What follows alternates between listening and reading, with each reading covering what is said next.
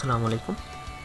Microsoft power point সকলকে জানাচ্ছি স্বাগতম। আজকে টিউটোরিয়ালটা আপনাদের সামনে শেয়ার করব পেজ সেটআপ নিয়ে।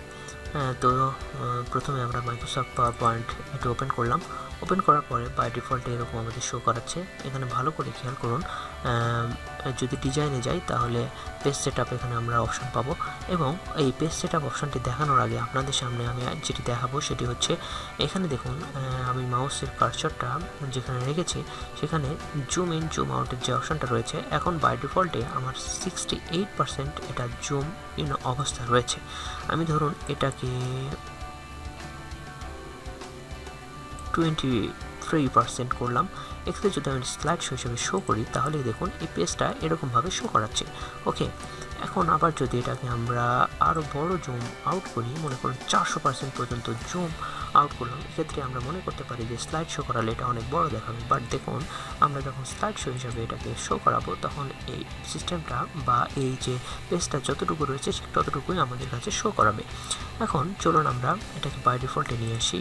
বাই ডিফল্টে নিয়ে আসার পরে এখন আমরা নতুন একটি পেজের মাপ আমরা নেব। সেক্ষেত্রে আমাদের পেজ সেটআপ এই অপশান ডিজাইন থেকে পেজ সেটআপ অপশানে যদি আমরা ক্লিক করি তাহলে স্লাইড সাইজ ফর এখান থেকে আপনারা কতটা নিতে যাচ্ছেন সেগুলো আপনারা এখানে নিতে পারবেন আপনার স্ক্রিনের মাপ অনুযায়ী। এরপরে আবার এখানে বাই ডিফল্টে যেটি রয়েছে ওয়াইড রয়েছে 10 ইঞ্চিস, তো আমি এটাকে 31 ইঞ্চি করে দিলাম। আর হাইট রয়েছে 7.5 ইঞ্চিস, আমি এটাকে 17.5 ইঞ্চিস করে দিলাম। আপনি কত নাম্বার স্লাইড পর্যন্ত এটা চাচ্ছেন সেটা আপনারা এখান থেকে দিতে পারেন। আর এখানে ওরিয়েন্টেশন স্লাইডস, এখানে প্রথম পার্টে আমি ল্যান্ডস্কেপ রাখলাম এবং নোটস, হ্যান্ডআউটস অ্যান্ড আউটলাইন এটাকে 40 রাখলাম। এখন ওয়াইড আমার পেজের 31 এবং হাইট হচ্ছে 17.5 ইঞ্চিস। তো এটাকে এই অবস্থায় রেখে যদি আমরা ক্লিক করি তাহলে আমাদের এই পেজটা বাই ডিফল্টে এরকমভাবে এটা ওয়ার্কার আউটলাইন এভাবে শো করাবে। আর এখানে দেখুন 29% জুম ইন অবস্থা রয়েছে।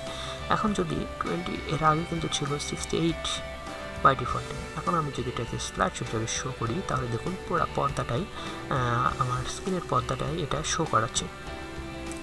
এখন এটাকে যদি আমি আরও বড় করে দিই, সেক্ষেত্রেও 100% যদি করে দিই তাহলে আমার পুরো পর্দাটা এটা শো করাবে।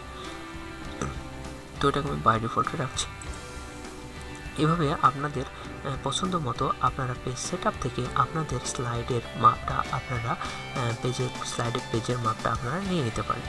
তো আশা করি বুঝতে পেরেছেন। যদি কোনো সমস্যা হয়ে থাকে অবশ্যই আমাদের গ্রুপে জয়েন করুন এবং গ্রুপের সমস্যা আপনার জানান, সমাধান পাবেন। এছাড়া কমেন্ট বক্সে রয়েছে, সেখানে আপনি জানাতে পারেন। এবং পরবর্তী পাওয়ার পয়েন্টের টিউটোরিয়াল পেতে আমার চ্যানেল অবশ্যই সাবস্ক্রাইব করুন, কেননা পাওয়ার পয়েন্ট শিখতে থাকুন, তাহলে একটি সুন্দর প্রেজেন্টেশন আপনি উপহার দিতে পারেন। সকলে ভালো থাকুন। আজকে পর্যন্তই। আসসালামু আলাইকুম।